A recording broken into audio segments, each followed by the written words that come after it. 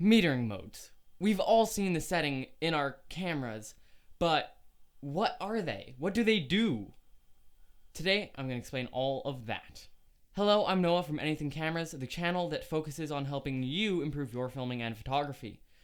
And today, I'm going to talk about metering modes. In a nutshell, metering modes is how your camera decides to auto-expose the image. So yes, this does only affect it when you are shooting with auto exposure. That could be ISO, aperture, and shutter speed on auto. That could be just ISO on auto, just shutter speed on auto, a combination of the two, whatever. As long as you have at least one variable of the exposure triangle set to auto, the camera will use metering modes. By the way, if you don't know what the exposure triangle is, click on the video right in the cards and I will explain that for you too. So right here I have my Canon ATD.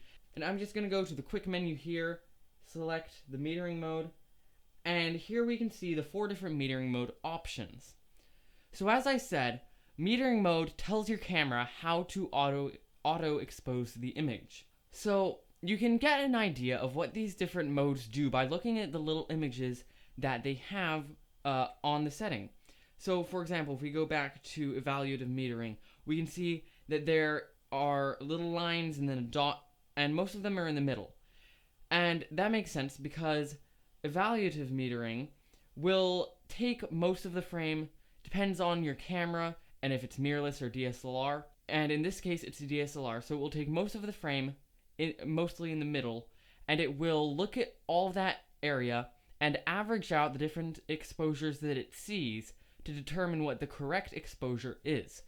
Because your camera can tell if something is overexposed or underexposed, and it just needs to determine the correct exposure by averaging out all of those overexposed and underexposed areas. So then the second one, at least for Canon's quick menu, is partial metering. Now partial metering is a little bit different, and you might think, well, it takes from the middle top and the middle bottom because that's what the lines are, but that's not really the case. Before I continue on, please be sure to subscribe for more awesome videos like this. With partial metering, it won't average out as much area. So you might think, well, this is definitely worse. And in some cases, many cases I would say, yes, that is the case. But partial metering does have its place. For one thing, if you're in an environment with even lighting, then using partial metering can reduce the amount of processing that your camera has to do, and therefore could improve the performance a little bit, but I don't think it would be noticeable with several cameras.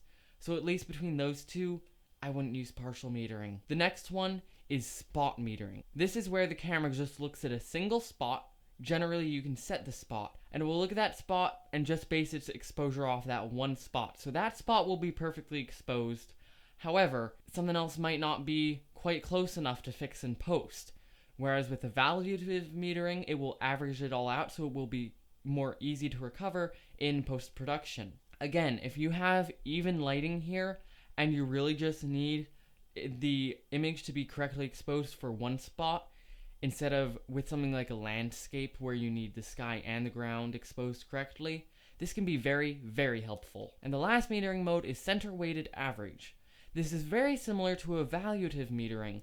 However, this will focus all of its attention in the center, prioritize that little bit, spread out a little bit more, still take that area into consideration with its averaging, but not quite as high priority, and then go out again, maybe even again. So with evaluative metering, it averages out everything evenly. With center weighted average, it will average everything out, but prioritize the center where you would be more likely to have a subject. So hopefully this video cleared up metering modes for you. I'm Noah. Thanks for watching. By the way, if you don't know what